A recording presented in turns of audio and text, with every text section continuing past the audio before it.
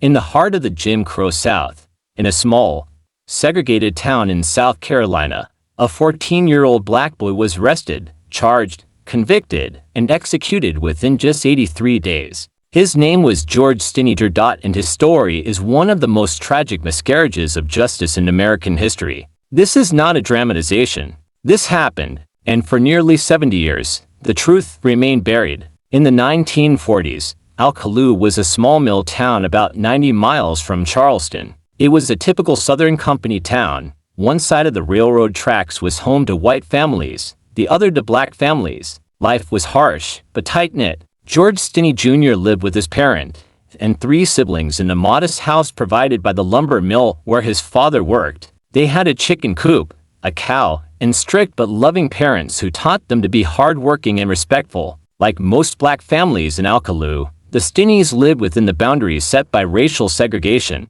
The kids went to a segregated school, and their father warned them not to cross the tracks into white territory. It was the reality of the Jim Crow South, and they obeyed. George was a smart, quiet kid, just 14 years old, skinny, barely 5 feet tall, a boy by every definition. But in a few short months, the world would label him something else entirely, a murderer. It was Friday, March 24, 1944. George and his younger sister, 7-year-old Emmy, were out doing their daily chores, taking the family cow to graze near the tracks. That same afternoon, 2 young white girls, 11-year-old Betty June Binnicker and 7-year-old Mary Emma Thames, were out riding a bicycle, picking wildflowers and looking for fruit along the tracks. They approached George and Emmy to ask if they knew where to find maypops, the fruit of the passion flower. George and Emmy said they didn't know, and that was it. A short, innocent interaction. The girls went on their way, and so did George and Emmy.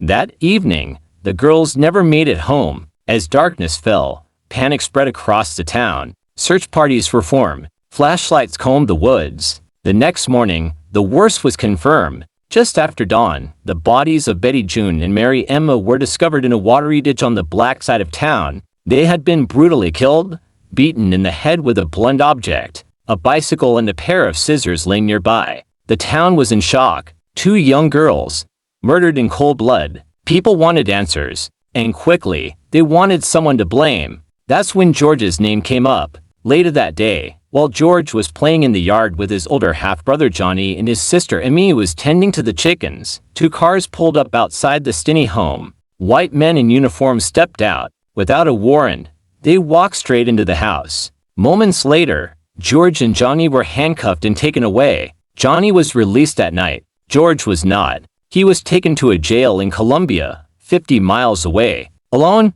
no parents, no lawyer, no food for hours, no comfort. Then came the interrogation. George was interrogated for hours by Deputy Sheriff H.S. Newman and a state official. No lawyer, no recording, no written statement. After about an hour, the sheriff emerged claiming George had confessed, but there was no documentation, no signature, no transcript, no witness, just the word of a white sheriff in a segregated town. The alleged confession changed depending on who told it. In one version, George said the girls attacked him, and he fought back. In another, he supposedly admitted to following them and killing them both. None of it made sense, and no physical evidence connected George to the crime. But the damage was done. He was charged with murder. As rumors of a possible lynching spread, George's father was fired from his job. The family fled the town for safety, leaving George behind in jail. They had no money to pay for a lawyer, no means to protect him.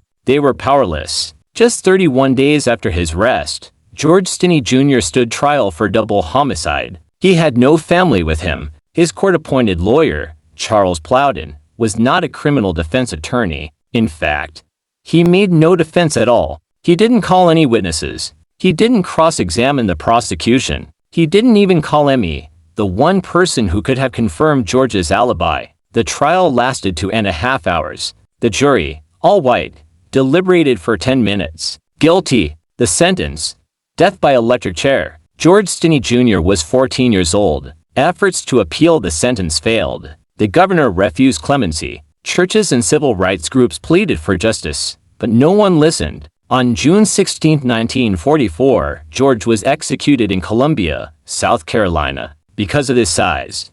He was too small for the electric chair. He weighed just 95 pounds. They used a Bible as a booster seat. The mask placed over his face was too big. It slipped off during the execution, exposing his face to witnesses. One of the most disturbing facts of all. This was all done legally. By the laws of the time, this was justice. But history would tell a different story. George Stinney's execution made national headlines in 1944, but soon faded from public memory. America was in the middle of World War II. There were other stories to tell. For decades, the Stinney family remained silent, too scared, too heartbroken, and scarred by the trauma. But time passed. And in 2013, nearly 70 years after George's execution, the family fought back. They petitioned the court to reopen the case, arguing that George had never received a fair trial. This time, they had witnesses. They had expert legal help. And they had Emmy, still alive, ready to tell the truth about what happened that day in 1944. In December 2014, a South Carolina judge vacated George Stinney's conviction. The court ruled that he had been denied his constitutional rights, there had been no fair trial, no defense, no justice. The ruling stopped short of declaring George innocent, but it acknowledged what the world had known for decades: the system had failed a child. George was officially exonerated. Not everyone agreed with the decision. Some relatives of the two murdered girls, Betty and Mary, remained convinced that George was guilty. They said their family had researched the case and trusted the original investigation. One relative admitted the trial had been unfair but still believed George had done it. There were rumors over the years. Talk of a deathbed confession by a prominent white man, possible other suspects, leads never followed up. But none of these were ever formally investigated. The truth may never be fully known, but the facts are undeniable. A 14-year-old boy was executed without proper evidence, without defense, and without justice. In 2014, a memorial to George Stinney Jr. was erected in Alcaloo. It reads, "Wrongly convicted. Illegally executed by South Carolina. Conviction vacated by court order." George's case remains one of the most glaring examples of systemic racial injustice in American legal history. His story isn't just about the past, it's a warning.